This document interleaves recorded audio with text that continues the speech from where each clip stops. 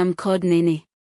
And before you think this is just another story about faith and prayer, let me warn you, this is not the kind of story that begins with belief.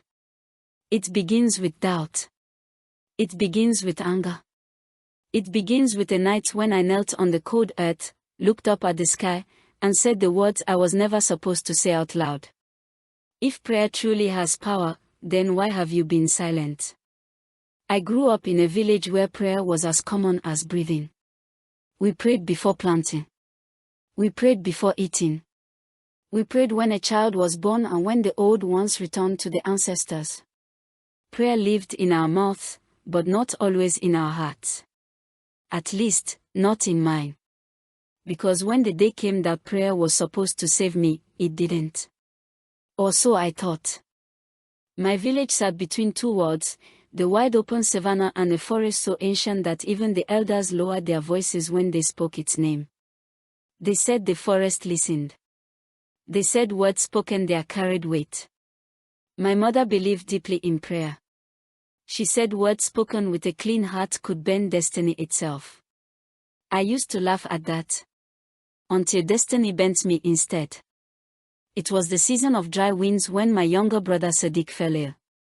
Not the kind of sickness herbs could chase away. Not the kind elders could name. He burned with fever by night and whispered strange things by day, things he could not possibly know. My mother prayed. Morning prayers. Midday prayers. Night prayers that soaked the floor with tears.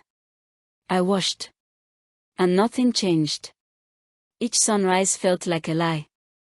One night, as my brother struggled to breathe, I left the hut. I walked until the drums of the village faded behind me.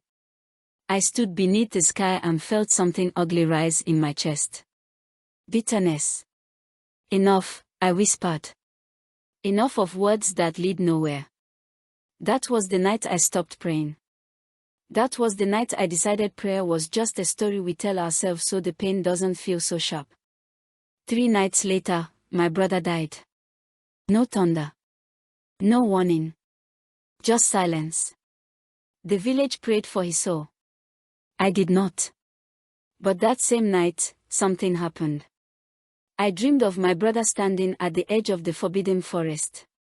He looked peaceful. And he spoke only one sentence. Nene, you stopped too early. I woke up shaking. Dreams are just dreams, I told myself. Until the second night. And the third. Always the same words. You stopped too early. The elders said the forest was calling me. My mother said nothing, only placed her hands on my chest and whispered. Prayer does not always change the outcome. Sometimes, it changes the one who survives. That sentence followed me like a shadow. I returned to the forest. Not to beg. Not to ask. But to speak the truth. I knelt and said the prayer I had been afraid to pray. I am angry. I am broken. I do not understand you. But I am still here. The forest grew quiet. And for the first time, I felt it. Not a voice. Not a miracle. But a weight lifting.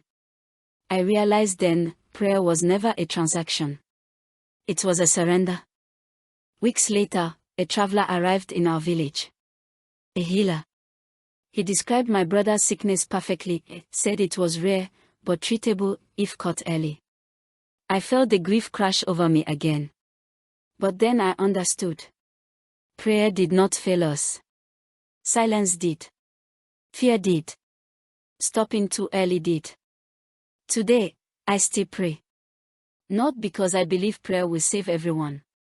But because it saved me. Prayer gave me strength to carry loss without becoming bitter. Prayer did not bring my brother back. But it brought me back. So if you are listening to my voice right now, standing at the edge of giving up, do not stop too early. Because sometimes, the power of prayer is not in changing your story, but in changing who you become after the pain. This is my story. I am Nene. And this is the power of prayer.